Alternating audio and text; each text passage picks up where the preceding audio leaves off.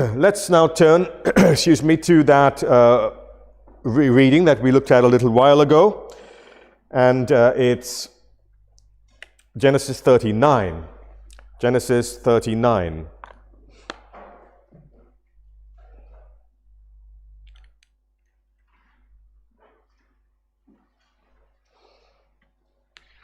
Just excuse me while I get my things ready. It's always difficult when you're not familiar with your pulpit.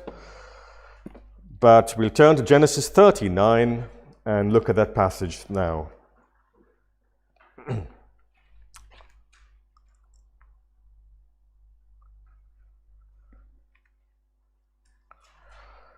Only this last week gone by, the entire nation paused to honor Her Majesty the Queen. And we honored her for her endurance, as we heard this morning, for her long service of 70 years to this country. And you can show honor to someone in the present by doing nice things for them, by celebrating their life and all their hard work that they put in.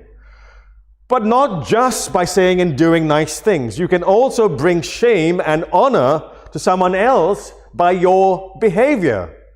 Our Queen has certainly brought honor to this country by working and enduring all these many years. She has brought honor, and so we honor her in return for what she has done. So you can bring honor and shame to somebody else or an establishment by your behavior. In this modern age in Western civilization, we've lost that concept of shame and honor. Oh yes, shame and honor societies do exist. For example, in the Far East, and even in India in some respects. You know, in some countries, the missionaries tell us they are built around shame and honor, far more than we do or have that notion here in the West. And of course, sometimes this idea of honor is taken too far, to the extreme. And so you have things like where Muslims might kill their children simply because they have become believers. They're called honor killings. Now, this is an extreme, of course, but honor itself is not a bad thing. And what I want to do this evening is to speak about bringing honor to the Master's house, bringing honor to God's house. The very first question, if you look at the Presbyterian Westminster Shorter Catechism, there is such a thing in the Presbyterian Church. They've got questions, and especially for children, but not exclusively for children. And the very first question in that catechism, in that book, is this: what is the chief end of man? What is the chief purpose, in other words, of man? What is the goal of man? And the answer given in that catechism is the chief end of man is to glorify God and enjoy Him forever. Now, while we live out our lives on this earth, whoever you are, whatever background you're from, whatever age you are, we are called to glorify God with our bodies, with our time, with our possessions, in all that we have, in every material thing that we own, in everything that we do. We've got a chance to bring honor to the house of God or to bring shame to the house of God. And God has placed us, or at least He has permitted us to be placed in different spheres or walks of life, in different places. All of us are found. It doesn't matter who you are. You might be retired and not have a job, but still God has placed you where you are, whether you're at home and, in the company of neighbors, or whether you're in a care home, wherever you are. Each of us is given a unique privilege of honoring God wherever, whoever we are. Again, as I said, you may be at school, work, retired, slowing down in older age. And wherever we are in life, God has placed us to honor Him. But while we are getting on in the roles of life, the temptation to live in such a way to maximize our benefit, our personal benefits, at the expense of God's kingdom is always there. To get maximum promotion, to get maximum comfort. It doesn't matter who I have to walk on to get that promotion at the job. I want because, I want that benefit. It doesn't matter about God's house. Even if it's not pleasing to the Lord, I will do it. It's so easy to abuse the privileges of our stations in life, to live a life of ease, live a life of comfort and self-service, to pamper ourselves and be self-centered while running roughshod over others. And I think all of us have done this to a greater extent or lesser extent. But only one person, the Bible tells us, lived a life completely pleasing to God. And that is who? The Lord Jesus Christ lived a perfect life pleasing to the Lord. And he is typified by this man Joseph here in the passage. In other words, Joseph's life at this particular time models how the Lord Jesus Christ does not bring shame on God's house, but brings an abiding honor to God's house. And so let's pick up the story of Joseph at a major crossroads in his life where he has been sold to traders.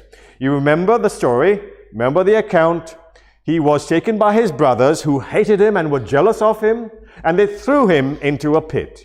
Now, not knowing what to do with him, they sold him to passing traders.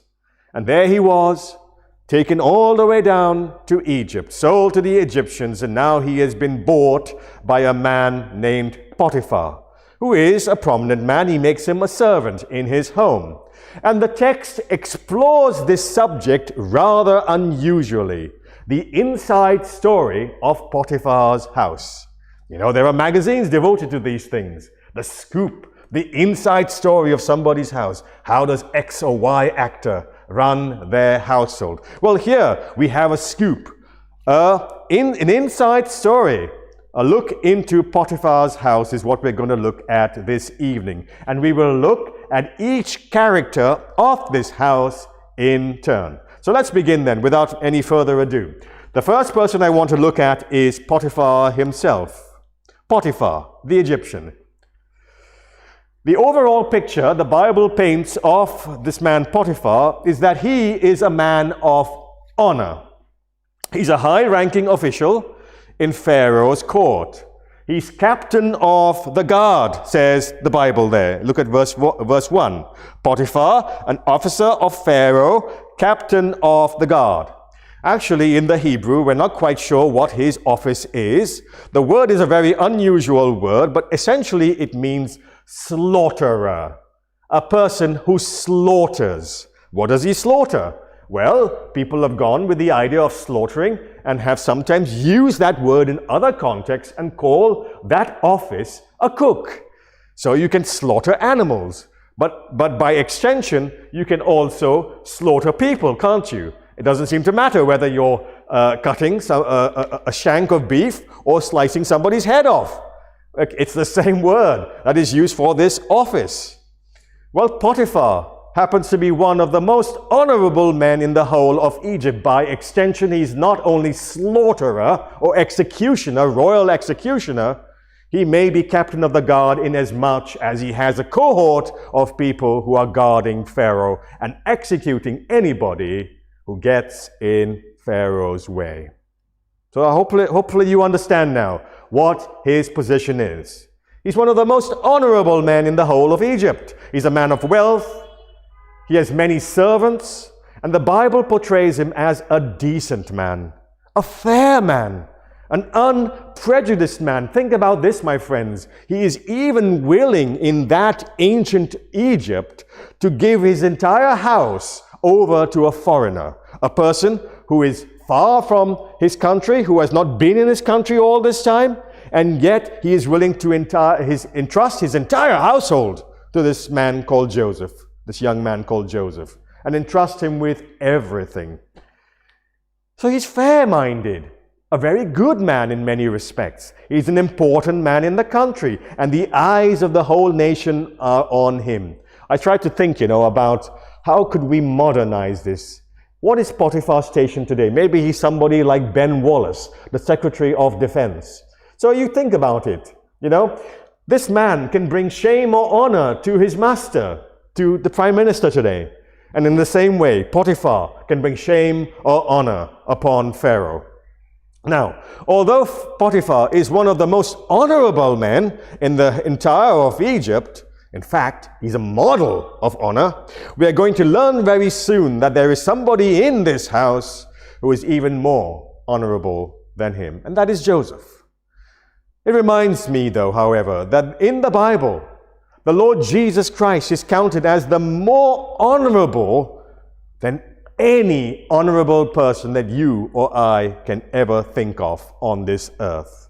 You know, when the writer to the letter of the Hebrews, when he writes his letter, he has to think about the most honorable man he can think of. And who does he choose? Of course, he's writing to the Hebrews, so he chooses Moses. A very honorable man, says the scriptures, a very faithful man, a man who is described as very meek, but at the same time, despite being meek, he's also a firm what? A lawgiver. And most important of all, Moses is a savior or deliverer of God's people, of God's house. And the author of the Hebrews says, well, do you know what? Moses was all of those things, but Jesus is found worthy of greater honor than even Moses, because Jesus was faithful unto death. Jesus is not only very meek, he's also come to uphold God's law, but most important, Jesus was a savior or deliverer of God's house. Now, I want to rush through this a little bit because I want to get to Joseph. We've looked at Potiphar. Let's look at the servants, because now our understanding of this house and the lessons that we gauge from this passage are going to increase steadily. Let's look at the servants then, other than Joseph, that is. How do the servants behave in Potiphar's house?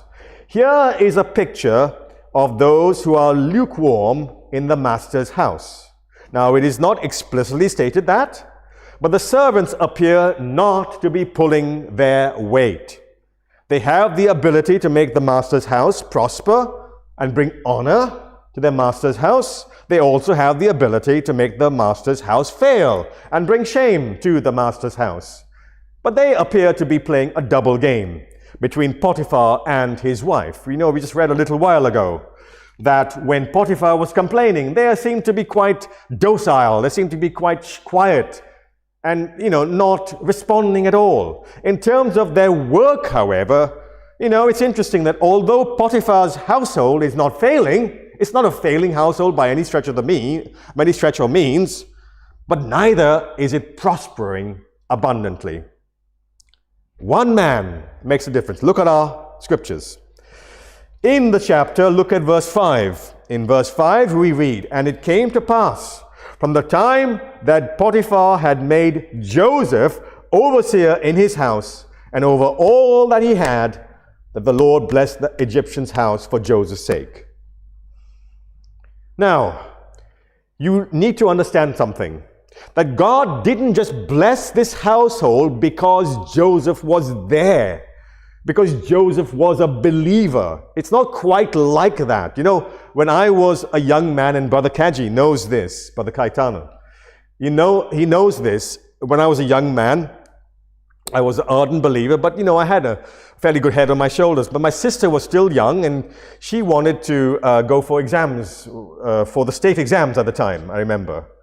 So she was answering what was equivalent to the GCSEs here. And she had also become a believer by that time. And she wanted to do well in her exams. And she was hoping that she would be blessed by the Lord. Nothing wrong in that. But she was hoping that she would be blessed because she was a believer. Simply because for the fact that she was worshiping the Lord. And I said, you know what, Judy? It doesn't work that way, does it? You don't get blessed simply by osmosis. You work hard, and then you are blessed. You don't just get blessed because you're a believer, but because you're a believer, you work hard, and the Lord will bless you if you work hard. And it's the same here. Joseph didn't just get blessed. The household didn't just get blessed because Joseph was a believer, but Joseph did what was right and what was necessary. He showed diligence. He showed care and concern, often going beyond what he was meant to do, perhaps.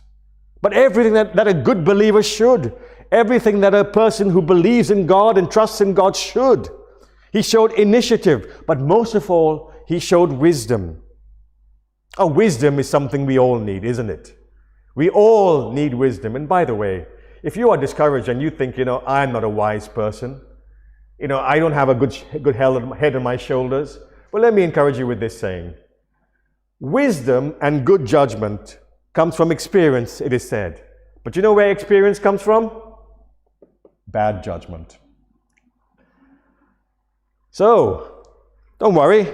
Even if you have had a few good knocks, all of that leads to good judgment. Well, all of these things all of us can do, isn't it?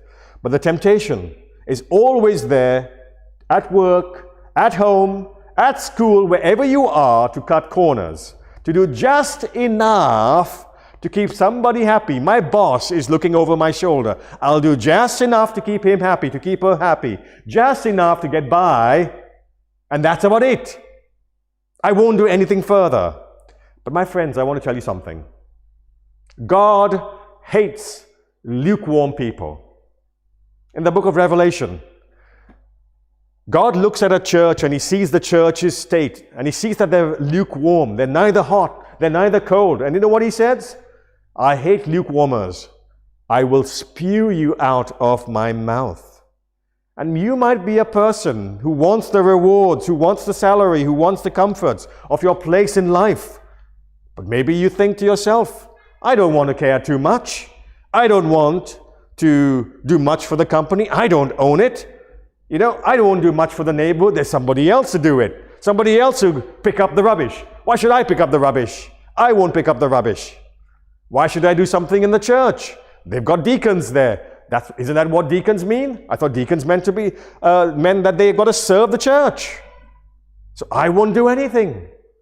Now, my friends, there's always a temptation, whether you're at work, whether you're in school, whether you're in church, wherever you are, is always a temptation not to care enough, not to do enough, not to think enough. And whenever that happens, wherever you are, the establishment may not fail, but it may not prosper either. It may not grow. It's just ticking by. Because you're not throwing your weight in. You're just doing enough to please somebody, but not going beyond that. Not throwing your energies, not throwing your weight behind the work that needs to be done. And this is what the servants seem to be doing. And we'll get a better picture as we move along in this message.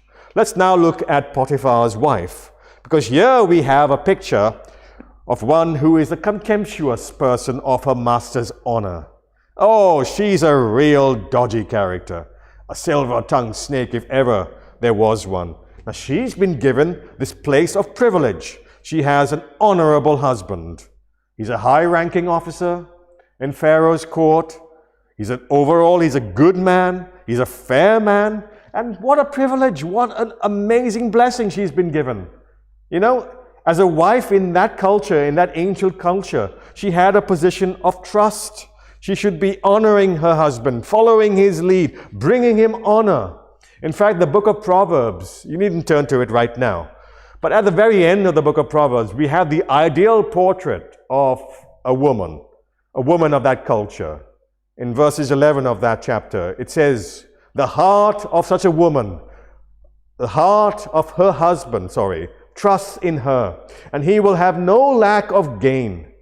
She does him good and not harm all the days of her life. Now, what is Potiphar's wife like? Here is a woman given a fantastic role. She could bring a blessing to her husband, or she could bring honor to her household. But what does she do? Instead, she seems very quick to abuse her privileges and trust and to commit adultery. But there's more. She doesn't seem to care about Potiphar's honor either. Look at verse 14. In verse 14, what do we read? She called unto the men of her house. Now, these are the servants, don't forget. Okay? So she's been caught, and she calls the men of the house, and she speaks to them, saying, see, he had brought in a Hebrew unto us to mock us. Who? Who has brought this Hebrew? Her husband, of course. Her husband has brought this man. She's complaining. She's doing it in a very excoriating, disparaging way, putting her own husband down when he's not looking. And this is what's happening. She seems very quick to abuse her privileges and trust. And this is what the servants are doing in some respects as well. They're keeping the kind of status quo ticking. There's a wonderful movie called Victoria and Abdul. And in that movie, it portrays Queen Victoria. She had a particular servant, a Muslim servant called Abdul. And Abdul it was said, he's a wise man, and she used to affectionately call him her munshi. He used to advise her. But he provoked a lot of people around him, the other people who were serving Victoria, the other servants, and even her own son. And although they paid lip service while Victoria was alive, when she died, as soon as she died, that was it. Abdul was out of the door. And in fact, he was stripped of all his privileges and sent packing back home. And this is what seems to happen. Behind Potiphar's back, the servants and the wife seem to be undermining the household. Certainly Potiphar's wife is doing just that. She's subverting his authority. She's trying to, as it were, rule the household and overstep her own boundary. But here's a lesson for us, my friends, here, today, many years later. Because this woman, Potiphar's wife, obviously does not think highly of her own husband. She has crossed the boundaries in terms of authority, and she becomes a thorn in his side, of her husband's side. But do we do that ourselves, I wonder? Our own selves here? Do we cross boundaries to the point where we become thorns for others? What are you like as a parent, my friend? Do you keep your children in check? Yes, you may say, I do keep my children in line. But actually, I want to ask you something further. Because Jesus not only showed firmness, but he showed compassion as well. And by laying down the law to your children, what you think is right, okay? And not what is right, by the way. Sometimes it's about what you think is right. Too forcefully, are you driving your own children or your own family further away from you and end up by bringing shame upon God's household in the bargain? This is what happens when families split up, when husbands don't love their wives, when wives don't love their husbands. We should be mutually loving each other. And sometimes we've even got to make compromises in our marriages. I don't really follow, I wasn't really following this Johnny Depp and Amber Heard trial, but I had to really look at some of the news reports and what was going on, and it was atrocious, really, how he or she was recording the other person. Who does that in their marriages? Do we can bring dishonor upon God, even in our marriages, and it can bring ruin, not only to our lives and to our spouses' lives, but it can bring dishonor to the church. We talked about work, but what about the church itself? What are you like in church? Are you crossing boundaries in church, in your role, in your station? Spurgeon, the great preacher Spurgeon, Charles Haddon Spurgeon, had a very interesting way of describing people in the church who created trouble for their minister. It seems that I've gone from church to church now in preaching in many places, being a pastor in 2 churches, and it seems to be that many churches have people within who Spurgeon called spiritual porcupines. Are you a spiritual porcupine? Are you a celestial hedgehog? Always prickly, always getting in the sides of the minister, always having an opinion. Maybe not the minister, but whenever somebody seems to be working hard in the church, you've got your opinion. They're not doing that thing right. They're not doing that thing right. And there are churches which seem to really be growing grounds for these kind of people. They always have an opinion. They're always carping and criticizing and disparaging. And be careful, my friends. Be careful. There are such things as what is right and what is wrong, but sometimes we can cross boundaries to the point where we're only too ready to blame our leadership and bring others down and criticize to the point of bringing dishonor upon God's house. This is how churches split, by the way. Do you know that? Churches can split from sometimes things so simple as chairs and paint and all kinds of silly things, personalities. And be careful, my friends, if you are crossing boundaries. Now, this is where we really need to get to. Let's see how Joseph behaves in Potiphar's house. Because Joseph is a picture of a person who honors the master perfectly. And first of all, let's begin and unpack this particular theme now. How does Joseph behave perfectly in his master's house? Joseph, first of all, honors God openly. Let's look at verse 3. Chapter 39 and verse 3. And his master saw that the Lord was with him, and the Lord made all that he did to prosper in his hand. You know, Joseph did not remain silent about his God. Oh, he could have, couldn't he? He could have. Here he was, miles away from his hometown. Miles away. He could have kind of just blended in with society. Other Hebrews weren't very many. As an Old Testament scholar, I know this for a fact. There were, of course, some Hebrews down in Egypt from time to time, but there weren't that many. And so Joseph could have so easily said, you know, I'm far away from home. Here I am in this workplace. And let me blend in. I don't want to be different from others. I want to blend in so that I create no trouble for myself. He could have done that. And he could have started worshipping the Egyptian gods. But no, he did not remain silent about his own God. There was every natural reason to abandon his own God. But you know, if he'd remained silent, then we wouldn't have had this particular verse here. Look at that verse again. And his master saw that the Lord, there we have the word Lord. It's capitalized, and because it's capitalized, it's the name, the personal name of the Lord God. Whether it's Yahweh or Yahweh, we don't quite know. We don't quite know what it is. But whenever you see this word Lord in capital letters, it's the personal name of God. And Potiphar, what does he see? He sees Joseph, and he sees that the Lord made Joseph prosper in the house. You see? Maybe he even saw Joseph worshipping God. In the culture of those days, success was often attributed to one's personal deity. And this deity, this God whom Joseph worshipped, seemed to make all that Joseph did prosper. And so Potiphar realizes this.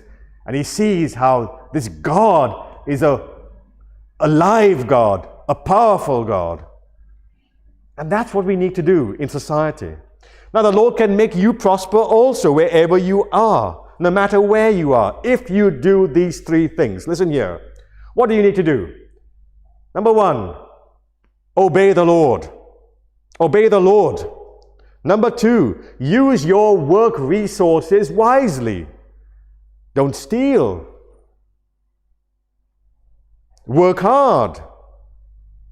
Use them wisely. Number three, don't abuse your privileges, as I said already. Don't steal and other things.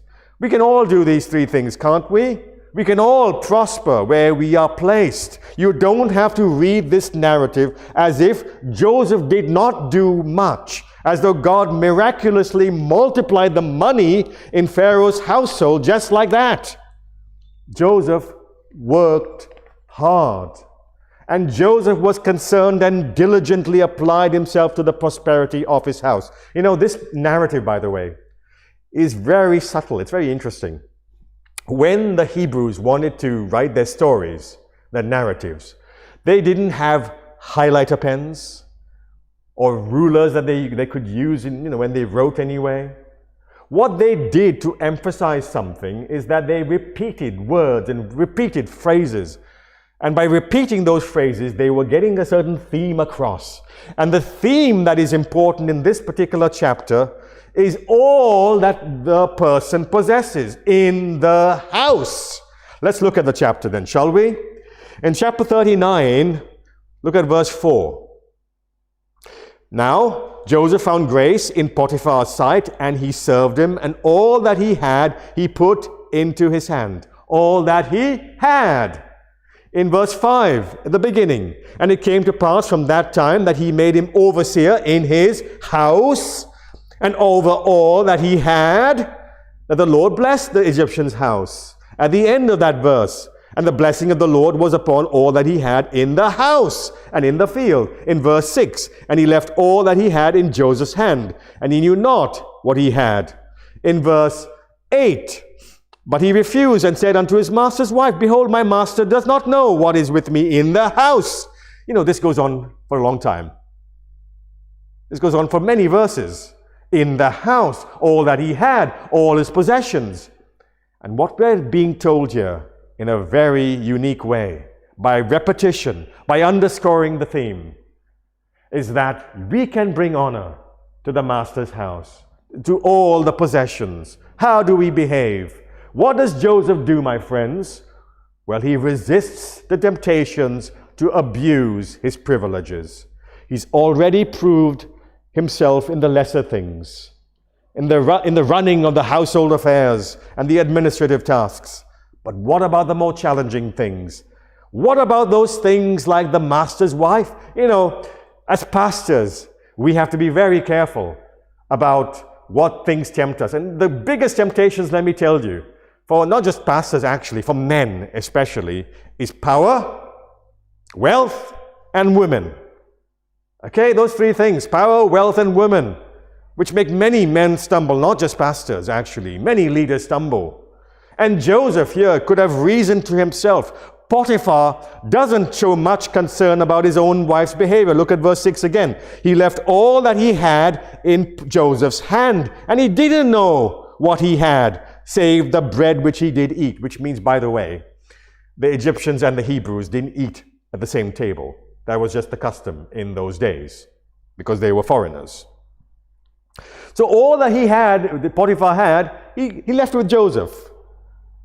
And Joseph loved his master and honored his master, but he also loved God and honored him. Do you see what's happening here? Joseph is bringing prosperity because he loves his master, he honors him, but he also loves God and honors him, honors God. And the temptation must be so great to this young man. Look at verse 10. In verse 10 we read, and it came to pass as she spake, this is Potiphar's wife, spake to Joseph day by day, that he hearkened not unto her, to lie by her or to be with her. This is how temptation comes, my friends. It's often like drip feed. It's a constant reminder, a little at a time. One day here it is, tomorrow it's there, morning, in the evening. And do you know what does that? Advertising does that. It comes in drip feed. A little here, a little there, a little tomorrow, a little the next day, until you wear yourself in, or rather it wears you down. It's constantly appealing to you. If only you get this product, you'll be happy. Oh, get this shampoo. Your hair will be beautiful and others will admire you and respect you and you'll be beautiful. L'Oreal, you're worth it. And I always say, if you're so worth it, you don't need it.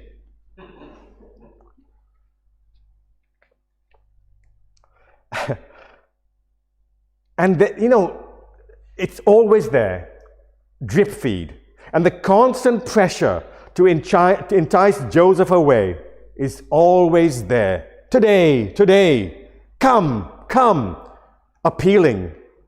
The lust of the eye, the lust of the flesh, and the pride of life, it's all there. Appealing for him to do something wrong, appealing to not care enough. Just like the servants, be like the other servants. Don't care enough. Come on, just get on with it. Enjoy yourself. And in different ways. And that's how temptation comes to us. Temptation comes in different ways. It's not just in drip feed, a little at a time, and so on and so forth. There's a constant pressure for sure. But it's an appeal to do something wrong, to not care enough. And it comes in different ways as well at different times. And the pressure and the temptation and the stress on this young man, Joseph, must be enormous. And you know what's keeping him going? The only thing that keeps him going was his obedience, his love for his master, to bring honor to his master, and his love for the Lord. Look at verse 9. Look at verse 9. There is none greater in this house, says Joseph, than I.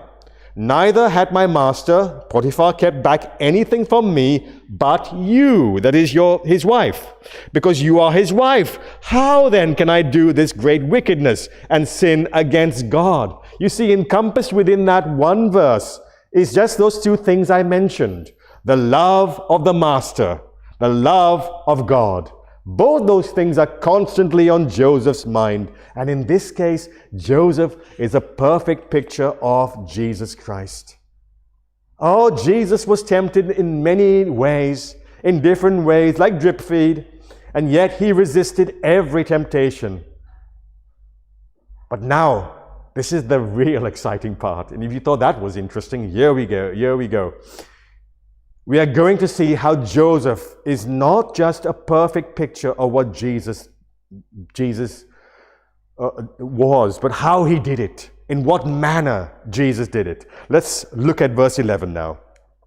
In verse 11 of the chapter, and it came to pass about this time that Joseph went into the house to do his business, and there was none of the men of the house there within. And she caught him by his garment, saying, Lie with me. I'll just pause there for a moment. It's interesting that Joseph all this time has been avoiding her. He's trying not to be with her. It says there in the previous verse, in verse 10, he hearkened not unto her to lie by her or to be with her. Very often what we do, we think to ourselves, I'll face temptation, I'm strong enough. But actually we shouldn't do that. We should run away. And anyway, Joseph has been running away all this time, but there comes a day, of course, he cannot avoid it. And it so happens that he's in the house alone with Potiphar's wife. So he cannot avoid the situation. And now comes the temptation again. Lie with me, she says. Look at verse 12. And she caught him by his garment, saying, Lie with me. There's that tactile aspect as well. If it doesn't work with words, try touch. That might work. And he left his garment in her hand and fled and got him out. And it came to pass, when she saw that he had left his garment in her hand and was fled forth, that she called unto the men of her house and spake unto them, saying, See, he, that is my husband, brought this Hebrew to us to mock us. And he came in unto me to lie with me, and I cried with a loud voice. How little does she love her husband? You can hear it in her voice. He brought, is that disparaging tone, that mocking tone, to try and bring her husband down. Look at verse 15. And it came to pass, when he heard that I lifted up my voice, this is her carrying on speaking now, and cried, that he left his garment with me and fled. In verse 16, and she laid up his garment by her until his Lord came home. Now, she's going to tell Potiphar a big yarn, an entire fabricated story. In verse 17, she spoke unto her husband according to these words, saying, The Hebrew servant, which you had brought into us, came in to mock me. It's the same thing that Adam and Eve did. They blamed each other. So here she is blaming her husband. In verse 18, and it came to pass, as I lifted up my voice and cried, that he left his garment with me, and I fled out. And it came to pass, when his master heard the words of his wife, which he spoke, after the manner did they serve unto me, his wrath was kindled. Okay, his wrath was kindled. He was angry. I want to ask you a question now. It says here, Potiphar burned with anger. The Bible is very careful. And my question to you is, who is Potiphar angry with? Who is Potiphar angry with? And you will probably mostly say, he's angry with Joseph. After all, didn't he throw Joseph into jail? Doesn't the Bible elsewhere tell us that Joseph's feet, in Psalm 105, verse 18, if you're taking notes, Joseph was put into stocks, and his feet hurt with the fetters that he was put into, chains of iron. Wasn't he angry with Joseph? Or was Potiphar, that is, angry with himself? Or was he angry with his wife? Well, let me suggest to you that he isn't so much angry with Joseph as he is angry with his wife and perhaps even with himself. Now, why do I say that? Look at verse 20. Verse 20. And Joseph's master took him and put him into the prison, a place where the king's prisoners were bound, and he was there in prison. So why, if Potiphar knew that Joseph was innocent, if Potiphar knew what a sly fox his own wife was, why did he throw Joseph into prison? And here's the answer. Here's the amazing answer. Because Joseph was saving Potiphar's face. What was he doing? Joseph was saving Potiphar's face. Joseph was rescuing Potiphar's honor. He was substituting for Potiphar's wife, who was the real guilty party. Joseph willingly offered himself for Potiphar. That's how much he cared. You know, in a shame-based culture, this man Potiphar would have been ruined if people had found out, if Pharaoh had found out what was going on in Potiphar's household. Potiphar would have been ruined. In our culture, we don't blame husbands for their wives' demeanors, do we? We don't do that usually. I think of the Speaker of the House of Commons. Somebody called him and said, you know, your car seems to have some dodgy sticker on it. And he said, what? It's my wife's sticker. And he got away with it because it wasn't his own. But in a shame-based culture of those days, Potiphar would have been destroyed. A film called Admirable Crichton. Anyone ever watched it? Admirable Crichton, released in 1957. About a butler serving the Earl of Loam. And there we have it, a butler in high-class London society, English society. The Earl of Loam knew his place. The butler knew his place. The butler was down there. There was the Earl of Loam up there. And never would their paths cross, unless he had to serve the Earl. Well, it so happens in the film that everybody, most of the household get marooned on an island in the middle of nowhere. And what happens? Nobody can save the day. Nobody can provide for their needs, for their food, except the butler. And the entire social order on the island gets subverted. And who becomes in charge? The butler is in charge. And the Earl of Loam is serving the butler. And when they get rescued, what happens? Out come the sailors to rescue everybody. And out comes the butler in his entire butler's uniform to serve the Earl of Loam, because never should it be seen that the Earl of Loam is is following or being under a butler. And this is what's happening here. Joseph remains silent and offers himself as prisoner on account of the love he has for his master. He didn't protest, he didn't accuse, he didn't blame. His wife was Potiphar's wife was the real guilty party. But Potiphar knew, I think, and Joseph knew that Potiphar knew, and that was enough. Now, why do I say that? Now, you think for a moment. If Potiphar really was angry with Joseph, would he give Joseph the run of his prison? Who was the chief executioner? It's the same house. It's the same house. And Jesus did that, by the way. We'll come to that in a moment. I know the time is going, but I'll make a good point in a moment. Jesus did just that. Jesus remained silent for you and for me, for those he cared for. Do you know what he did? He knew that we were the guilty party. But when he went to the cross, he remained silent. And this is what Joseph is doing. Jesus knew that we'd be destroyed by our own sin and disobedience, and he keeps silent and mum to rescue us from certain destruction. And just as Joseph takes on the blame of Potiphar's wife here, Jesus takes on our guilt, our own sin upon himself. But let me just give you a final similarity before we end. Do you know, Here we have the prison, the word prison in verse 20. In verse 20, look at it. And Joseph's master took him and put him into the prison. Now, here was the prison. It's partly underground, we are told. So Joseph seems to be back at where he was to begin with. But here's the real interesting verse in verse 15. In verse 15, for indeed I was stolen away out... Next chapter, verse 15. And Joseph is here telling his story. For indeed I was stolen away out of the land of the Hebrews, and here also have I done nothing, that they should put me into the dungeon. Into the dungeon. Actually, it's the same house. It's the same house. Because, it's the same house of the captain of the guard. Anyway, the point I'm making is this. It's not a different house. Joseph wasn't taken and put into some house miles down the road. It was Potiphar's house. Would Potiphar have given Joseph the run of the prison if he really knew that Joseph was guilty with his wife? I don't think so. I don't think so.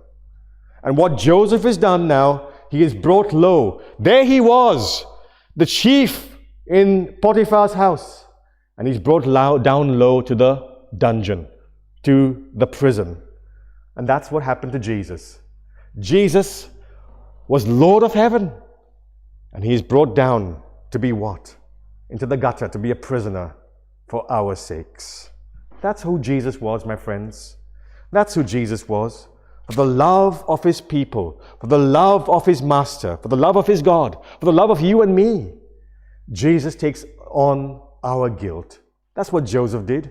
He took on the guilt of a guilty person, even though he was innocent. Do you love this Jesus? Can you see how good he is to you? Can you see how good he is? He remains silent, even though he could have been released. This is how much he loves you.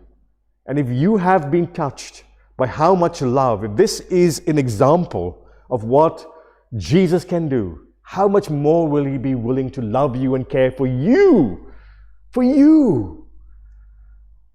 who is maybe not like Potiphar's wife. So accept him and love him. Turn to him with all your heart and all your soul and accept him and be blessed.